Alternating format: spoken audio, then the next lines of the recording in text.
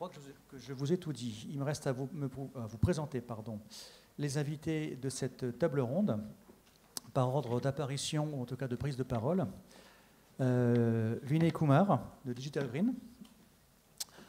Ensuite, vous pouvez l'applaudir, il est venu de loin. Quand on applaudit, c'est tout de suite plus convivial. Ensuite, George Oxley.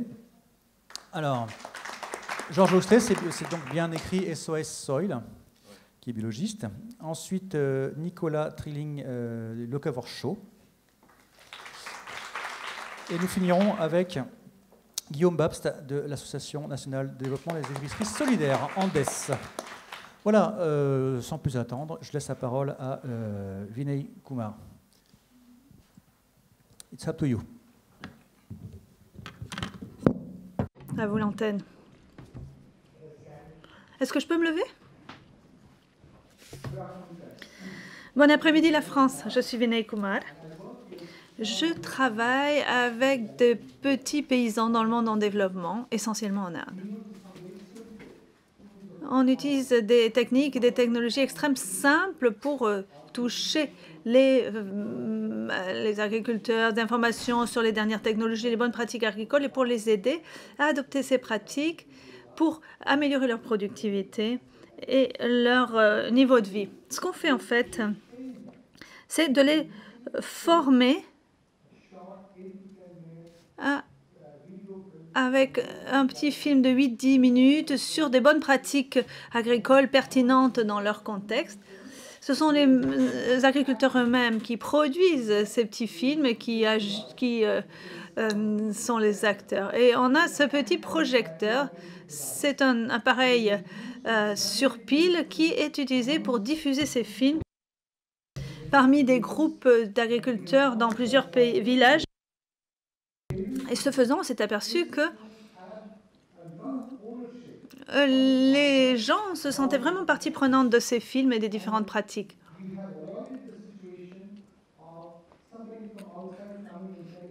Et c'est très différent de ce que vous avez quand on a des gens de l'extérieur qui viennent leur dire comment faire. Quand ils voient leurs propres voisins, leur père, retirer les avantages de ce qui est conseillé, eh bien, ça leur fait une forte impression et ils adoptent cela parce que voir, c'est croire. Et on s'est aperçu que cette démarche est 10 fois plus rentable et que la diffusion des pratiques est 7 fois plus importante qu'avec les démarches traditionnelles. On a pu atteindre plus d'1 million d'exploitants en Inde, en Afrique et nos communautés agricoles ont vu 4500 petits films qu'on trouve sur YouTube. En dépit de ces efforts, en dépit de la croissance de 7 à 8% de l'économie indienne depuis des décennies, bien, la situation sur le terrain reste vraiment peu encourageante. Vous serez peut-être choqués d'apprendre que depuis le début de cette conférence jusqu'à aujourd'hui, eh bien, en Inde, 7200 enfants auront mort en Inde seulement de malnutrition aiguë et que 200 exploitants agricoles se seront suicidés parce qu'ils sont endettés. Ce n'est pas que cette semaine. Un enfant meurt chaque minute et un paysan se suicide toutes les demi-heures. Et ce sont des morts qu'on pourrait éviter. L'essentiel de ces dettes concerne de tout petits agriculteurs, ceux qui représentent 78% de la communauté agricole en Inde et qui produisent 41% de l'alimentation. Ironie du sort, ces gens qui produisent de la nourriture n'ont pas de quoi se nourrir. Ils ont faim. Ils n'ont pas de logement, pas d'accès à une eau potable, à la santé, aux routes. La situation est tout à fait désespérée. Et moi, je l'ai vu, mon père était un forestier et une fois, j'ai été si déprimée dans ma vie que j'avais décidé de ne pas avoir d'enfants moi-même. parce que je ne voulais pas transmettre ces difficultés à la génération suivante. Et quand on en a parlé avec ma femme, on a décidé de consacrer notre vie à l'amélioration du lot des paysans et pour pouvoir créer un monde meilleur. Et c'est là qu'on a décidé de faire notre premier enfant. Donc je voulais partager avec vous ce désespoir dans les zones rurales. Et ce qui me hante, c'est l'explication de la gravité de cette situation. Pourquoi cette situation est-elle si grave? Est-ce que quelqu'un ici a une piste? Pourquoi est-ce que les gens souffrent de telle manière? Non? Eh bien, il y a plusieurs facteurs institutionnels, sociaux, historiques. Mais à mon sens, le plus important, et tout particulièrement au cours des 4 dernières décennies, a été la façon dont on exploite le sol. On exploite comme dans une usine avec des intrants, des productions, des ratios, des pesticides et des engrais très chers, des semences hybrides. Toute l'attitude, c'est d'en tirer le plus possible de la terre sans tenir compte de l'environnement et d'autres facteurs, en exploitant souvent les économies d'échelle. Et ça fait quoi? Eh bien, ça crée un monde dont l'environnement est atteint, dont l'environnement est malade. Il y a des pertes écologiques dans les pâturages, les forêts, sur les terres arables, dégradation des sols. Selon une estimation, 1% de la couche supérieure du sol est érodée tous les jours. 38% des terres arables sont abîmées et 15% de cette terre de surface est sur le point de se trouver désertifiée. Et on utilise 10 fois plus d'engrais, 10 fois plus de pesticides que ce que l'on faisait il y a quelques décennies. Et cela a eu une incidence à la fois sur la vie humaine, sur les gens qui vivent en marge. La vie des paysans est de plus en plus dure. Des gens qui n'étaient pas concernés directement le sont devenus. Et la nourriture qu'on mange est contaminée. Ainsi en va-t-il de l'environnement? Y a-t-il une alternative? Est-ce qu'on peut faire les choses autrement? J'aimerais partager une histoire avec vous, l'histoire d'un de mes amis avec lequel j'ai commencé à travailler il y a 6 ans. Il s'appelle Raghuram. C'est un petit exploitant agricole avec 2 hectares de terrain dans l'Andhra Pradesh, en Inde du Sud. Sa femme, Sita Devi, et 3 enfants vivent avec leur grand-mère. Son père est mort il y a quelques années. Sa seule source de revenus sont ces 2 hectares de terre. Et il empruntait à un prêteur local au taux d'intérêt de 65%. Mais pour chaque récolte, il pensait qu'il serait en mesure de rembourser ce prêt. Et comme le taux d'intérêt était extrêmement élevé, et comme il n'avait pas les récoltes espérées, il n'arrivait à rembourser une partie du prêt. Et ça continue. Pendant 2 ans, on a eu deux sécheresses successives dans cet État, ce qui a rendu désespéré sa situation. Il ne pouvait donner à manger à ses enfants. Et le prêteur faisait pression pour qu'il rembourse son prêt, voulait qu'il vende sa terre. Et même si le gouvernement avait prévu une aide d'urgence, eh bien, il n'y avait pas droit. Il était dans le désespoir et il s'apprêtait à se suicider. Et puis, il a rencontré des volontaires de Digital Green. Nous étions en train de constituer une plateforme en Andhra Pradesh avec des groupes d'écoute pour promouvoir des pratiques fondées davantage sur des matériaux indigènes pour éviter l'achat de pesticides, de fertilisants, d'engrais, pour éviter que les exploitants ne s'endettent. On l'a encouragé à faire cela. Il n'était vraiment pas convaincu, mais il n'avait pas le choix. Et donc, il s'est joint à nous. Et pour dire cela rapidement, mais lors de la première année, il a économisé 350 $ parce qu'il ne payait plus d'intrants. Il a pu produire 15% de moins de ce qu'il aurait produit normalement, mais cet argent, cette nourriture était plus propre, moins contaminée. On l'a encouragé également à pratiquer des alternatives, des alternances de culture, ce qui veut dire qu'il a pu produire des légumineuses et des légumes, pas seulement des céréales, et qu'il a pu nourrir correctement sa famille. Ça fait maintenant 2 ans. Il a pu rembourser plus de la moitié du prêt. Sa vie s'est beaucoup améliorée. Il peut se nourrir et nourrir sa famille. Il peut également vendre une partie de ses récoltes. En fait, il fait davantage d'argent parce que la qualité de la nourriture est meilleure. Donc, c'est une alternative. Cette voie alternative, c'est ce qu'on appelle l'agriculture durable, où on réduit au maximum l'utilisation de pesticides de synthèse, où l'on travaille avec des moyens biologiques, où l'on fournit éventuellement des biopesticides et où l'on encourage des mesures de fertilité du sol qui évitent d'utiliser les engrais de synthèse.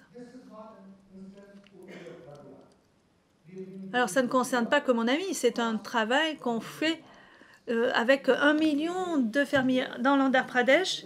Seulement, dans l'État d'Andhra Pradesh, nous avons été en mesure de joindre 400 000 paysans. Et je suis très heureux de pouvoir dire que dans la zone dans laquelle on travaille, on n'a pas eu de suicide de paysans, on n'a pas assisté à des cas de malnutrition aiguë. Le gouvernement indien a maintenant créé une commission nationale sur l'agriculture durable et nous espérons que ce sera une stratégie maîtresse de cette commission. Donc, il y a une issue. En 2050, la population de cette planète représente 10 à 11 milliards de personnes. Nous devons réfléchir donc à la façon d'assurer une agriculture plus durable, plus d'efficacité dans notre système pour assurer la disponibilité de nourriture. À l'heure actuelle, la quantité de nourriture qu'on perd, qu'on jette est telle que 1 milliard de personnes, c'est-à-dire les gens, précisément la quantité de gens qui meurent de faim, pourraient en être nourris. Donc il s'agit également d'améliorer l'efficacité du système et de développer une agriculture plus durable et une plateforme agricole plus durable qui, j'espère, sera en mesure de faire une différence. Et je crois que le grand défi du siècle serait de modifier la façon dont nous pratiquons l'agriculture, de modifier la façon dont nous cultivons notre environnement, faire preuve de respect envers l'environnement et envers nous-mêmes. Je vous remercie. Thank you, Renee. Very... Merci, Vélay. George Oxley, l'érosion et l'exploitation du sol, ça va vous parler, j'imagine? Oui, en fait, Vinay, you said everything, because... Oui, Vinay a tout dit, parce que c'est effectivement dans la situation telle qu'elle est la nôtre. On est en France. Et donc, c'est vraiment ce qu'il a dit, c'est-à-dire qu'il faut voir l'agriculture d'une manière différente. Et là, on est devant un challenge qui est au-delà de dire tout bio, pas bio ou quoi. C'est pas des chapelles, on arrête les chapelles. Maintenant, on essaye, il y a la science qui est avec nous. Hein, moi, je suis biologiste, je suis bien là pour le dire, parce que peut-être que ça peut servir. Mais peut-être que, voilà, il y a la science, on a les moyens d'enseigner auprès des agriculteurs. Moi, je l'ai fait pendant 15 ans, pas uniquement à travers ma société, mais aussi c'est vraiment une espèce croix de pèlerin, quelque part. Hein. C'est un rôle de moine combattant, quelque part. Parce que de là dépend aussi notre santé. Parce que bio ou pas bio, ce n'est pas la question. Alors bio, c'est très bien. C'est-à-dire que tout d'un coup, on se rend compte qu'on n'a pas besoin des intrants, c'est-à-dire les engrais. Qu'est-ce que c'est? NPK, azote, potassium, phosphate. C'est des sels. Donc, vous qui êtes au bord, on est au Havre là, quand l'eau arrive, eh bien, les cultures changent, les paysans se plaignent, on ne cultive pas avec de l'eau salée. Eh bien, voilà. Donc ça, il faudrait peut-être le dire. Et donc, nos intrants chimiques, c'est de l'eau salée. Donc déjà, il y a quelque chose qui ne va pas. Deuxième chose, les insecticides. Depuis les années 60, et il n'y a pas un seul laboratoire indépendant, je dis. Donc, je parle de Cambridge, je parle de Harvard, je parle de... C'est tout. Excusez-moi, en France, ils ont été un peu... on ne leur donne pas de sous, ils ne font pas, donc ils s'en vont ailleurs. Bon, soyons positifs. Hein. Mais en tout cas, ça fait depuis les années 60 que quand on met un insecticide quelque part, eh bien, on voit que les insectes prédateurs, ceux qui mangent les insectes, ceux qui connaissent les insectes, ceux qui sont là pour les manger, ils s'en vont à toute blinde, parce qu'eux, ils savent voler, ils vont à toute allure, ce sont des prédateurs. Et un puceron qui naît en février, eh bien, le même puceron va produire 2 milliards de pucerons en octobre, entre février et octobre. Donc, ça, les pucerons, on n'y arrivera jamais. Et de toute façon, les herbicides, les pesticides qui vont tuer les prédateurs, eh bien, ils entretiennent ceux qui mangent les récoltes.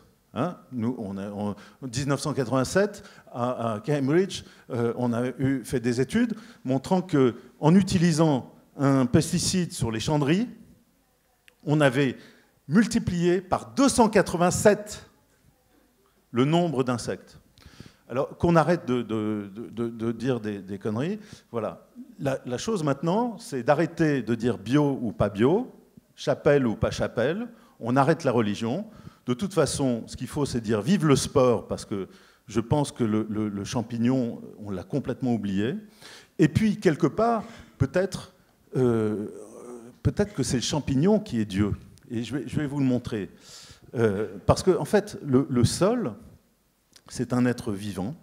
Et le sol, c'est un appareil digestif. Donc tout ce qui est au-dessus du sol, c'est fait pour être digéré. Voilà. Il y a plus d'êtres vivants dans le sol qu'il n'y en a au-dessus. Et même quand on parle du ver de terre, eh bien, ça, c'est le super prédateur. Et ce super prédateur, sans les êtres en dessous, il n'existe pas. Il ne peut pas vivre. Et donc, au-dessus, donc, il y a des êtres qui vivent avec l'air. En dessous, des êtres qui vivent sans l'air. Au milieu, ils s'en foutent un peu. Et bon, l'air, c'est autre chose. Ce n'est pas leur principal. Mais quand vous labourez, voilà, c'est les bonnes pratiques. On en revient. Ce n'est pas le bio ou pas bio, c'est revenir aux bonnes pratiques. Un mauvais agriculteur, ça restera toujours un mauvais agriculteur, même si on lui donne toute la technologie qu'on veut. Il faut que ça soit quelque chose qui soit fait avec le cœur, et puis aussi avec un certain regard sur la beauté, la préservation des sites et la préservation des animaux. Ça paraît petite fleur bleue et tout ça, mais c'est essentiel. Et donc, quand vous labourez, vous mettez les êtres qui vivent avec l'air, vous les étouffez. Ceux qui vivent sans air, vous les faites cuire au soleil. Donc il ne reste plus qu'au milieu les êtres intermédiaires qui prennent la place. Hein, la nature a horreur du vide, c'est les êtres intermédiaires qui se reproduisent dès qu'on les laisse faire. Et donc qu'est-ce qui se passe? Vous avez donc tout le monde crève là, et donc vous avez dégagement de méthane parce que c'est de l'azote, et puis du protoxyde d'azote, ça veut dire donc des gaz qui font entre 20 et 300 fois plus de CO2 d'effet de serre que le CO2. Et qui sont persistants de 20 à 120 ans de plus que le CO2. Donc il faudrait peut-être s'arrêter là. parce que l'année dernière, on nous a à Paris, moi j'habite à Paris, mais je ne suis jamais là, mais j'étais là pendant les coupures, on nous a interdit de circuler, même en scooter. Et donc, moi je suis allé avenue Foch, parce que j'habite à Boulogne, c'est à côté, donc il y a une station météo où on faisait des relèvements, et ben, il n'y avait que du protoxyde d'azote dans les particules lourdes. Et protoxyde d'azote, les voitures, elles n'en produisent pas. 92% le niveau avenue Foch. Il y avait un vent d'ouest, c'est normal et tout ça. Donc ça veut dire que c'est tout ce qui est venu du labour des paysans, des champs d'à côté. Alors ça, c'était tabou. Après, donc chez cet ami qui est allé sur Arte 28 minutes, il a dit, mais attention, il faut penser aussi à l'agriculture qui pollue. Alors là, il n'a pas eu un mot. Dès qu'on est, les journalistes, c'était tabou. Taisez-vous. Allez, on passe. Non, les voitures, le diesel. Voilà, c'était ça. Donc, première chose, on fait des petites alertes comme ça. C'est juste pour ça, parce que c'est important de rappeler les choses essentielles que tout paysan devrait savoir. Et après, que tout consommateur devrait aller rechercher dans sa nourriture. Parce que c'est important de savoir où sa nourriture est faite, d'où l'intérêt des locavores et tout ça, de relier ce lien avec la fabrication de notre nourriture. Voilà.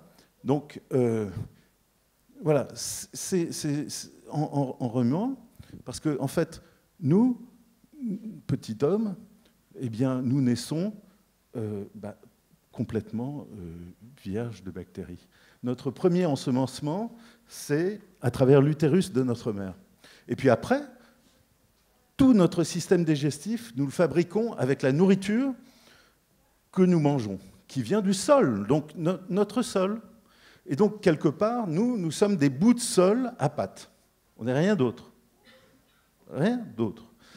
Et donc, c'est à ce moment-là que, ben voilà, donc ça veut dire qu'en haut, il y a les bactéries avec l'air, jusqu'à l'estomac à peu près. Après, intermédiaire. Et puis dans le côlon, c'est les bactéries, donc Clostridia, des bactéries vraiment qui résistent très très dur, lactobacilles, des choses comme ça.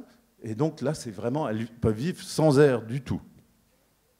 Bah, ça vous dirait si on laboure tout ça, si on met les bactéries d'un côté, le sans air, machin et tout ça. Alors, si vous avez de la nourriture qui est labourée, d'abord vous avez, première alerte, donc, des aliments qui sont remplis, qui n'ont plus de bactéries aérobiques, celles qui vivent avec l'air. Donc elles seront remplies de bactéries sans air. Résultat, vous avez des supermarchés aujourd'hui qui font des yaourts, qui sont obligés d'utiliser des Escherichia coli transgéniques pour faire de la caséine, c'est-à-dire pour fabriquer des yaourts à partir du lait, parce que le lait est tellement foutu qu'il n'y a même pas une bactérie ou une levure aérobique qui peut résister. Donc ça, commence à devenir dangereux. Voilà. Mais c'est courant, hein. Vous allez au supermarché du coin, vous allez le trouver, c'est très simple. Deuxièmement, je ne veux pas vous faire de la peine, hein, parce qu'on est en Normandie et tout ça, il y a des trucs super bien, pas loin de chez vous. Hein. Donc du calme aussi. Et donc, deuxième chose, quand vous labourez, eh bien, vous savez, l'eau, on le sait, en Normandie, il pleut tout le temps. Enfin, excusez-moi. Mais en tout cas, aujourd'hui. Et ça ne rentre pas dans le sol d'une manière mécanique. Il faut des aides. Ça ne rentre uniquement par le travail des bactéries et des champignons. Si elles ne sont plus là, eh bien, votre argile, eh bien, l'eau chasse l'air. C'est très simple. On a créé un espèce de truc. C'est un truc qui fait comme ça. Et on met ça sur les tracteurs. Et là, c'est le plus grand désastre de la planète. Parce que non seulement ça coupe, ça retourne, ça coupe les champignons, les liaisons mycéliales, donc qui sont des filaments qui relient les plantes, mais en plus de ça, ça chasse, donc l'eau chasse l'air, donc l'argile devient compacte, la terre devient collante, et il n'y a plus d'oxygène. Alors, l'argile, c'est très simple. C'est un silicate d'aluminium, donc la silice de l'aluminium. Et donc, quand il n'y a plus d'air, l'aluminium, ça passe de Al2+ à Al3+. Et en fait, ce qui est important, c'est de savoir que dans 1 mètre cube, il y a 75 kg d'aluminium. Okay, donc, Al2+, Al3+, quand ça devient Al3+, c'est plus chargé. Donc, si ça rentre dans la nourriture et qu'on mange, ou dans le lait, eh bien, quand on le mange, nos liaisons neuronales sont faites de force électrique. Et donc, là, il y a l'aluminium qui va être un perturbateur de liaison neuronale. Voilà. Après, il y a le fer, donc ferreux, ferrique. Après, nitrate, nitrite. Et donc là, on commence à rentrer dans tout ce qui est maladies graves, neurodégénération, sclérose en plaques, etc. Donc, je ne veux pas continuer là-dessus parce que je pourrais continuer longtemps. Et voilà. Donc, c'est dans les pratiques. Et puis, il y a une chose, c'est que cette nourriture industrielle, cette nourriture de labour, il y a une chose qu'on ne dit jamais, c'est que nous avons 22 acides aminés. Parmi ces 22 acides aminés, il y en a 9 qui sont essentiels. Et ça, il faut le rappeler. Parce que ces 9 essentiels, il n'y a pas 36 000 choses qui le fabriquent. Moi, j'ai beaucoup travaillé dans la relation entre les plantes et les champignons. Et puis, à savoir qui produisait quoi. Et souvent, je me suis retrouvé avec des choses où on dit généralement « Ah, c'est plein de bons trucs, c'est machin ». Et puis après, on va chercher, mais cette chose toute seule, si elle est produite en laboratoire, eh bien, va-t-elle produire ce bon truc ? Eh bien non. La plupart du temps, non. Et justement, c'est le champignon qui produit ça. Il y avait et dans ces 9 acides aminés essentiels, ils sont tous fabriqués, et là je suis absolument positif, c'est-à-dire que je pourrais le prouver pendant 2 heures, mais donc je vous l'affirme, après vous allez chercher dans la littérature, tous produits par des liaisons mycéliales, c'est-à-dire par des champignons qui s'allient avec les plantes. Et donc ça veut dire que si on laboure, on n'a plus de liaison mycéliale. Une liaison mycéliale, ça peut recouvrir des kilomètres quand on ne laboure pas. C'est-à-dire que c'est un petit peu comme le cuisinier des plantes. C'est-à-dire qu'il y a le mycélium, le champignon, qui va fabriquer les nutriments à la plante. Et parmi ces nutriments, elle fabrique donc ces acides aminés d'une manière très spéciale parce qu'elle utilise la vitesse. Parce qu'un champignon, c'est comme nous. Ça a commencé sur l'échelle de l'évolution, exactement sur la même que nous avons commencé. Sauf que c'est un être qui a décidé de retourner son estomac. Il y en a qui retournent leur veste. Lui, il a retourné son estomac. Parce qu'il a décidé de ne pas digérer, donc de ne pas faire de symbiose à l'intérieur de son corps pour pouvoir digérer, comme nous. Et donc, il digère tout à l'extérieur en envoyant des enzymes, et puis il fait des nanoparticules qu'il envoie à la plante sur des kilomètres, ça peut durer des kilomètres quand on le laisse faire, et autour, donc, il y a les bactéries qui agissent d'une manière, qui font un champ électrique, parce qu'elles se parlent aussi en se transmettant par un champ électrique. Et donc, dans cette atmosphère de vide, il y a ces éléments nano qui vont à la vitesse de l'électricité et de la microfluidité, c'est-à-dire 232 000 km/s, c'est quand même sympa. Et dans cette force dingue, eh bien, il y a la fabrication des éléments fondamentaux de notre vie. C'est aussi pour ça que je dis, voilà, Dieu est-il un champignon ? Parce que Dieu fabrique la moitié, champignon, je veux dire, fabrique la moitié des éléments, des briques qui nous fabriquent, et qui fabriquent toutes nos protéines, tout ça. Et puis, il y a aussi une chose qui est, depuis l'année dernière, depuis le 5 août 2015, on sait maintenant que, donc c'est une étude qui a été menée par 13 universités, 27 chercheurs, 7 pays, bon.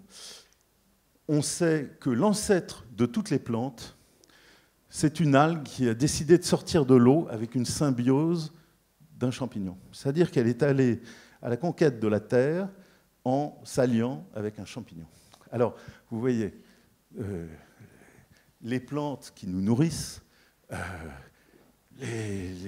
les acides aminés dont nous sommes faits, qui font toutes nos défenses immunitaires et tout ça, c'est le champignon.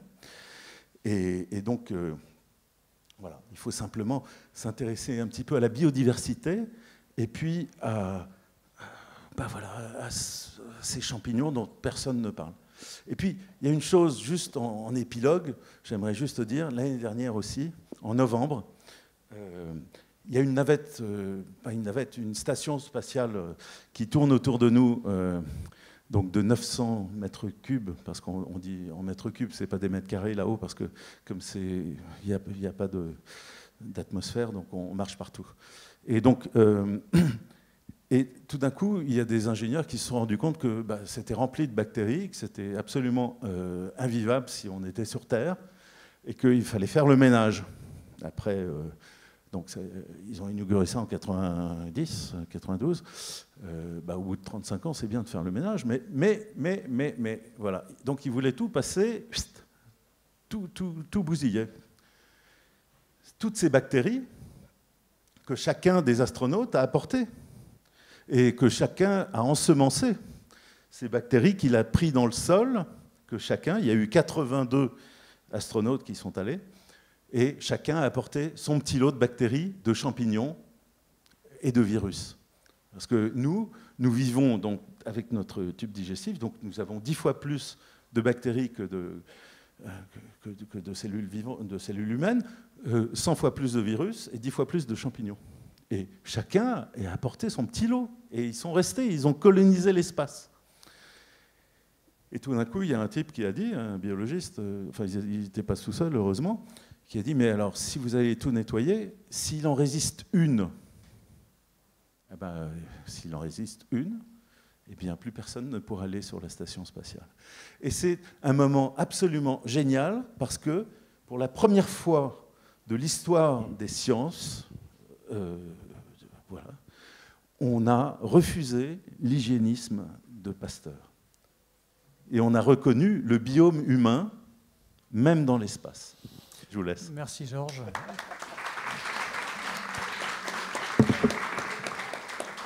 Conclusion, vive le sport avec un E au bout. On continue avec Nicolas Trilling, Locavor Show. Merci. À vous de jouer. Alors, bonjour. Alors, tout à l'heure, Georges, tu as dit une chose qui m'a frappé. Tu parlais de beauté en parlant des agriculteurs. Et moi, ça fait 2 ans que je vends pas, en fait, je fais du service. Je travaille avec des petits producteurs très locaux. Et je me suis rendu compte, et ça, je l'ai découvert, que les producteurs locaux qui font les meilleurs produits, au niveau gustatif, sont les personnes les plus gentilles. C'est incroyable. C'est dingue, hein. Il y a des gens qui sont sympas, il y en a qui ne sont pas sympas, comme partout, dans tous les métiers. Au fur et à mesure, les gens pas sympas, ils ne bossent plus avec moi, ou peut-être parce qu'ils ne me trouvent pas sympa non plus. Et ceux qui restent, ils font vraiment les meilleurs produits. Et moi, je crois beaucoup, et je pense que dans la culture hindoue, il y a beaucoup de bienveillance. Je suis persuadé que quand on travaille la terre, si on n'a pas de la bienveillance, on ne peut pas faire de beaux produits. C'est comme un artisan qui fait du bon pain. S'il n'a pas de la bienveillance, il ne va pas faire du bon pain. Voilà. Alors, donc moi, comme je vous disais, fait 2 ans que je travaille avec des petits producteurs. Donc j'ai créé le site internet locavorshow.com et ça représente en fait 3 activités, dont 2 principales. Une activité hebdomadaire qui est la vente de produits fermiers très locaux sur Le Havre, avec locavor.fr. Mais bon, il existe d'autres sites, donc ça c'est pas ça rien de particulier. Ça va de l'artisanat d'art en passant par le pain fait à base de céréales normandes, parce que nous sommes en Normandie, des producteurs bio, non bio, de la viande, des légumes, des fruits, etc. Ensuite, il y a le Locavor Show. Alors, le Locavor Show, je l'ai fait parce qu'au départ, je voulais faire un marché fermier. Puis je me suis dit, faire un marché fermier, au bout de 5 minutes, ça va un peu m'embêter. Qu'est-ce qu'on peut apporter de plus qu'un marché fermier? Donc, les producteurs que j'invite lorsque je fais un Locavor Show, je leur demande de venir de créer un petit atelier.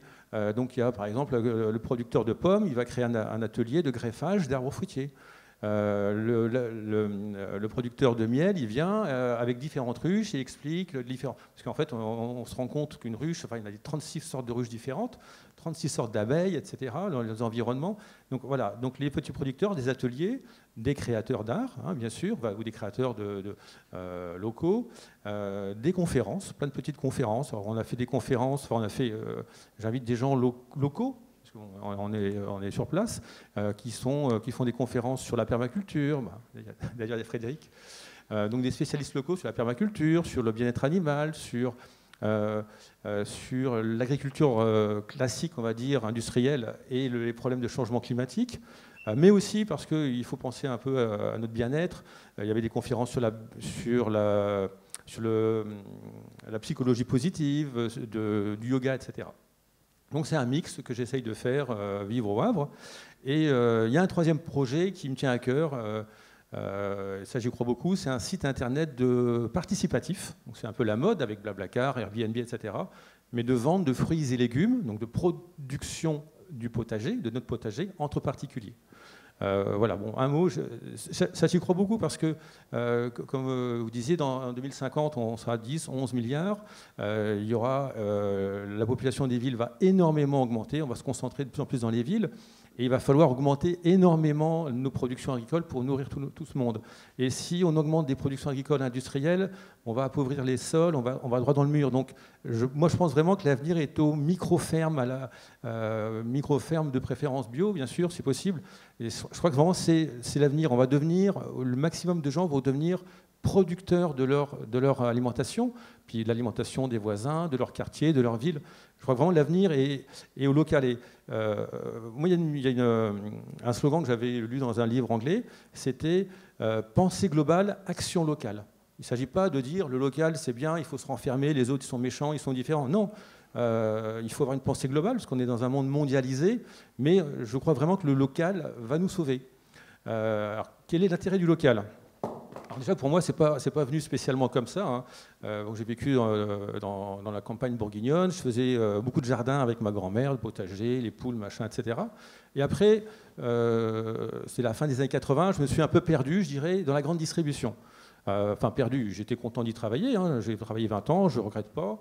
Mais je me suis rendu compte, au bout de 20 ans, j'ai quand même eu du temps à réfléchir, qu'il n'y avait pas de sens, en fait. Donc voilà, je gagnais de l'argent, j'étais bien payé, je faisais gagner de l'argent à mon patron, aux actionnaires, qui puissent aller en Belgique pour certains, pour ne pas payer d'impôts, etc. Et au bout d'un moment, je me dis, il n'y a pas de sens, en fait, ce que je fais. Ouais, je gagne des sous pour ma retraite, mais quel est le but ? Il n'y a pas de but, en fait, il n'y a pas de sens. Et surtout, il y avait je crache pas dans la soupe parce qu'il y a des gens merveilleux et des actions merveilleuses dans la grande distribution, comme il y en a dans les petits producteurs. Il y a tout, c'est comme le bio, il n'y a pas tout blanc ou tout noir, ça n'existe pas. Mais je me souviens quand même un truc qui m'avait frappé, qui m'a aidé à bien réfléchir, parce que j'ai fait à peu près 10 ans grande distribution et 10 ans restauration rapide, comme manager, directeur. Et je me souviens que j'étais en formation à Marseille, dans un restaurant rapide, dans une chaîne, et le soir, il fallait écraser les sacs où les produits alimentaires non consommés étaient déposés. Donc c'était tout à fait propre. Par exemple, il y avait une salade qui arrive en sachet fermé, tout propre. Voilà, quelques jours avant la DLC, on doit le jeter parce que voilà, c'est les normes de la chaîne. Et au lieu de donner ça, les produits étaient mis dans une sac poubelle et ça allait dans la benne. Et il fallait écraser. Il y avait une autre technique, c'était de mettre dans les conteneurs poubelles de l'eau de Javel. Alors on peut se dire, mettre de l'eau de Javel dans les poubelles, c'est logique. Ben non, sauf qu'on ne mettait pas l'eau de Javel dans la poubelle vide pour la nettoyer, on mettait l'eau de Javel sur les produits alimentaires afin qu'ils ne soient pas récupérés la nuit par les pauvres gars qui avaient besoin de manger. Et ce n'était pas fait méchamment, c'était simplement fait pour que le matin, lorsque le manager arrive, les poubelles ne soient pas éclatées partout. Ça, c'est un truc qui m'a choqué parce que je trouve ça complètement aberrant, mais comme quoi les gens qui font ça, les consignes, c'est même pas fait méchamment. On se dit, au lieu de nettoyer le matin, on va écraser, on va mettre de l'eau de Javel pour pas que les gens viennent salir. Mais s'ils viennent salir, c'est qu'ils ont faim, c'est qu'ils ont besoin de récupérer des produits. Alors le local aussi, c'est une question de logique. Donc, par exemple, ce soir, vous voulez aller acheter des tomates pour faire une salade de tomates chez vous ce soir. On est en pleine saison des tomates. Alors, est-ce que vous allez prendre votre voiture, faire quelques kilomètres, aller au supermarché et acheter des tomates qui ont fait, enfin, je sais pas, est-ce que c'est que souvent c'est le cas, malheureusement, on n'a pas trop le choix, on va acheter des tomates à côté de chez nous qui elles-mêmes ont fait 1000 km. Ça ne nous viendrait pas à l'esprit de prendre la bagnole ou prendre le train, d'aller en Espagne acheter des tomates et de rentrer ce soir pour les manger. Alors pourquoi achète-t-on ces tomates qui viennent, qui sont peut-être très bonnes, ou bon, malheureusement, ce n'est pas souvent le cas, qui elles-mêmes ont parcouru 1000 km, alors qu'on a les mêmes tomates, notamment en Normandie, on est en pleine saison, qui sont tout à fait locales. Donc il y a un non-sens. Consommer local, en fin de compte, c'est du bon sens. C'est du bon sens, c'est donc économique. C'est aussi du bon sens écologique à ce niveau-là, parce qu'il y a moins de transport, il y aura moins de temps entre la production et votre cuisine, parce qu'il n'y aura pas eu les camions, du train, la centrale d'achat, le frigo du magasin, les transports en palette, machin. Donc du coup, il y aura moins de conservateurs. C'est aussi du bon sens économique. Tous, on a envie de vivre dans une région économiquement prospère, où il y a du boulot. Qui dit du travail dit des équipements sportifs, des cinémas, la piscine, machin, etc. On n'a pas envie de vivre dans une zone où il y a 40% de chômage. Et si on veut que cette zone économique vive, il faut la faire vivre. Donc il faut faire travailler les entreprises locales, il faut faire travailler les producteurs locaux, qui sont des chefs d'entreprise en fait, hein, les artisans locaux, le boulanger, etc. C'est aussi, pour moi, une nécessité sociale. C'est un peu comme l'économie, c'est-à-dire que aller voir son petit boulanger, c'est du lien social. Moi, j'ai tenu un petit commerce, et ce que j'en retiens en fait de ce petit commerce, c'est que c'était une clientèle à 90% journalière. Tous les jours, j'avais les mêmes clients qui revenaient acheter le journal, acheter un truc, un petit jeu à 2 €, etc. Et une fois, une dame m'a dit, qui venait tous les jours, hein, on discutait un peu, une ancienne prof qui était en retraite, elle me disait « Vous êtes la seule personne à qui je parle de la journée. » Moi, ça m'avait frappé. Et un autre petit exemple, parce que je pense que vraiment l'agriculture très locale est liée. Hier, j'ai fait une distribution de produits alimentaires. Il y a une petite grand-mère qui doit avoir 80 ans, qui fait tous les jeudis 20 minutes pour venir chercher son panier avec son caddie. Et hier, je ne la vois pas arriver. Donc je commençais à m'inquiéter. Donc un quart d'heure avant la fin, j'essaye de l'appeler. Son portable ne marchait pas. Donc je commençais vraiment à m'inquiéter. Je me suis dit, elle a un problème de santé, elle est chez elle, personne ne sait, en train de mourir, ou peut-être qu'elle est déjà morte. Finalement, j'ai réussi à obtenir son téléphone fixe. Heureusement, elle décroche. Bon, ça va, elle avait oublié de venir. Donc je suis allé chez elle, je suis monté chez elle. Voilà, ça m'a fait plaisir. Mais je me suis inquiété. Je me suis dit, zut, la pauvre, ça se trouve, personne ne se rend compte qu'elle a fait un évanouissement. Voilà. Et par rapport au bio, par rapport au bio, j'ai pas de solution à donner. Enfin, j'ai toujours pas de conseil à donner entre le bio et le non bio. Personnellement, je ne mange pas bio. C'est pas que j'aime pas ça, au contraire, c'est sûrement très bon. Enfin, c'est très bon pour la santé, mais j'ai pas les moyens. Et moi, c'est plus des questions. La réflexion pour le bio, je dirais que c'est pour moi un mensonge environnemental. Acheter un produit bio qui vient d'Espagne, ou une fois j'avais vu du miel qui venait d'Amérique du Sud, je vois pas trop l'intérêt au niveau environnemental. Donc un produit peut être bio et non écologique. Parce qu'il y a du transport, parce qu'il y a du suremballage plastique. Donc là, il faut faire attention. Alors, on parle du bio industriel. Hein. C'est aussi pour moi souvent un peu une arnaque commerciale, le bio, dans la grande distribution. Lundi, je suis allé en hypermarché que je connais bien parce que j'y ai bossé 6 ans, et je vais jeter un œil, dans le rayon fruits et légumes. Donc je vais voir dans le rayon bio, et je vois de la salade Batavia qui vient de Lille, enfin la région du Nord, c'est pas encore très très loin on va dire, 1,69 € la salade. J'ai jamais vu une salade aussi chère, hein, franchement. Hein. À ce prix-là, pourtant c'est une salade tout à fait banale. Sur le Havre, avec un circuit court, on a la salade Batavia en bio à 1,20 €. Donc là, les 50 centimes, je ne pense pas que ce soit le producteur qui en bénéficie. Donc on peut dire que c'est clairement, soit c'est une bêtise du chef de rayon parce qu'il se dit c'est plus facile de faire bosser la centrale d'achat plutôt que aller m'embêter, téléphoner aux producteurs locaux, mais ça frise quand même l'arnaque commerciale. Et pour moi, c'est aussi... je pense qu'il y a une partie d'escroquerie intellectuelle dans le bio. Et après, je vais passer la parole à Guillaume. Il y a une escroquerie intellectuelle parce que moi, ce qui me gêne beaucoup dans le bio, c'est que qui dit bio dit bon produit, dit bon produit dit les magasins peuvent se permettre de le vendre plus cher parce qu'on va s'adresser à une clientèle un peu élitiste. Et donc, on va s'adresser à une clientèle qui a les moyens ou pas, mais qui va acheter du bio parce qu'elle va se donner bonne conscience, à raison. Hein. Malheureusement, à côté de ça, donc on va avoir les gens peut-être cultivés ou qui ont du pouvoir d'achat qui achètent du bio, et les gens qui n'ont pas de sous ou qui sont moins cultivés, eux, on leur laisse les magasins discount. Je propose qu'on traite ces questions peut-être dans le Meet the Speaker. Ouais, et ça, c'est gênant. Voilà.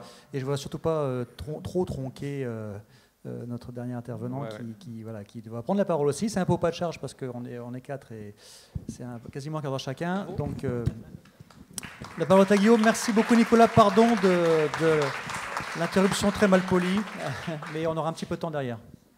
Bonjour. Vous étiez des pros du bio avant, non? Parce que c'est un peu plus compliqué, je crois, pour vous.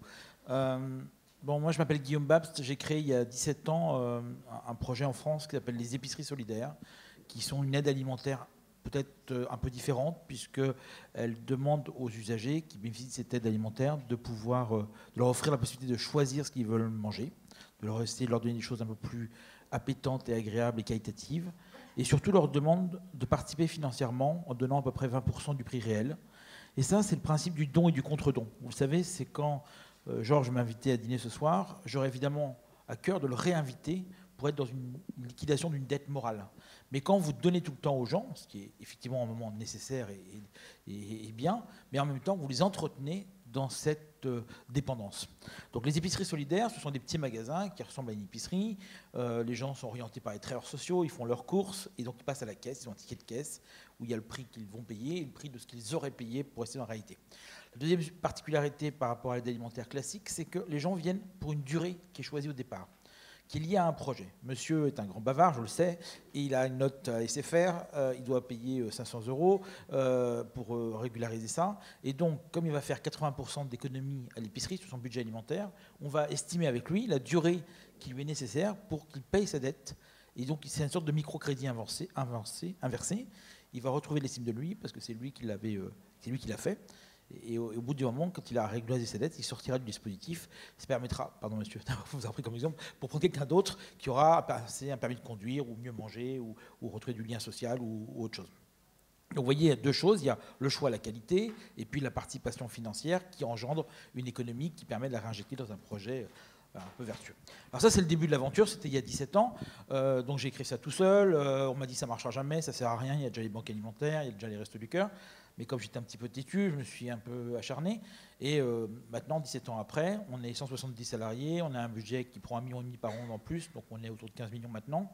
On est en France, en Espagne, en Grèce, on est en Luxembourg, en Autriche, on est allé récemment en Inde et on part en Afrique sur notre programme et en Grèce. Alors qu'est-ce qu'on fait? D'abord, on s'est aperçu que, et c'est ça ce qui me raccorde à est-ce qu'il faut passer à bio 100%, c'est que d'abord, ne nous trompons pas de débat. Les gens qui sont en précarité économique, donc les clients des épiceries, mais qui sont aussi les usagers des Restos du Cœur ou autres, seuls 1,2%, vous imaginez ce que c'est, 1,2%, c'est un truc qu'on voit à peine, s'inscrivent dans les fameux repères de consommation de manger 5 fruits et légumes par jour. Ça, c'est l'étude ABENA qui a été faite il y a une dizaine d'années et publiée par l'Institut de veille sanitaire. Donc le vrai problème, c'est quoi? Est-ce qu'il faut que les gens mangent bio ou est-ce qu'il faut qu'ils mangent d'abord des fruits et légumes? Alors je sais bien, on va me dire oui, mais leur faire manger des saloperies, c'est bourré de produits chimiques dans les produits basiques, bas de gamme. Certes, sûrement. Et effectivement, on mange, je crois, 21 ou 23 produits sur une pomme qui ont été mis. Effectivement, personne ne peut soutenir ça et ce n'est pas soutenable. En même temps, la question qu'on se pose, c'est est-ce que c'est passer du bio intégral ou simplement être à une sensibilisation et à imaginer une autre mode de consommation? Donc ça, c'est la première question. Comment on fait pour que des gens qui sont pauvres, sans facilité économique, sans facilité, comme disent les Belges, simplement reconsomment des fruits et légumes sans se poser la question du bio? La deuxième question qu'on peut se poser, c'est le bio, est-ce que ce n'est pas un phénomène de mode? Vous savez ce que ça veut dire, bio? Berner intelligemment l'opinion. Est-ce qu'on est dans un phénomène comme ça qui s'accélère, qui serait finalement un mouvement à deux vitesses, où d'un côté, il y aurait, comme disait Nicolas, les riches, ou ceux qui sont instruits, ou ceux qui lisent, et qui seraient à fond pour le bio, et puis les autres, qui seraient les relégués une fois de plus, et qui ne mangeraient pas? Est-ce que c'est ça la question? Ou est-ce que la question, c'est un problème plutôt de société, qui est de dire quels sont les effets pervers d'un non de traitement des sols? Comment on déstabilise notre planète? Comment, à force de faire des sols qu'on retourne à fond et sur lesquels on tasse la terre et que quand il pleut, eh bien on va vers des inondations?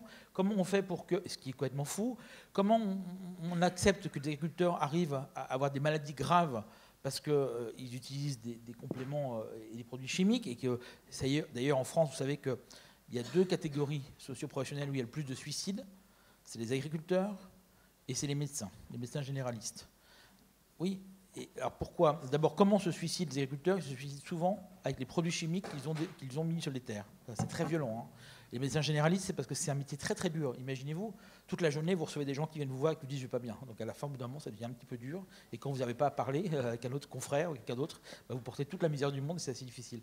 Donc est-ce que le problème, c'est faut-il passer au bio, ou simplement faut-il changer de comportement alimentaire pour être un tout petit peu plus dans du bon sens, qui a été évoqué plusieurs fois depuis tout à l'heure? Alors, j'ai pris quelques petites notes.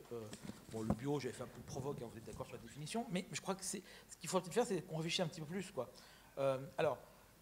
Ce qu'on peut dire quand même, c'est que l'alimentation, c'est la martingale d'ajustement des pauvres. Je dis pauvres avec beaucoup de respect, c'est pour aller vite entre nous, hein, vous ne répéterez pas. C'est que finalement, aujourd'hui, de notre budget d'un foyer, il y a des choses qui partent tout de suite. C'est le loyer, ou ce qui nous reste de payer du loyer. C'est l'Internet, c'est les téléphones, c'est tout ce qui sont les prélèvements, l'EDF, les assurances. Et finalement, quand on n'a plus rien, eh bien, il reste de la nourriture à acheter. Et c'est là qu'on devient en situation de fragilité. Et dans le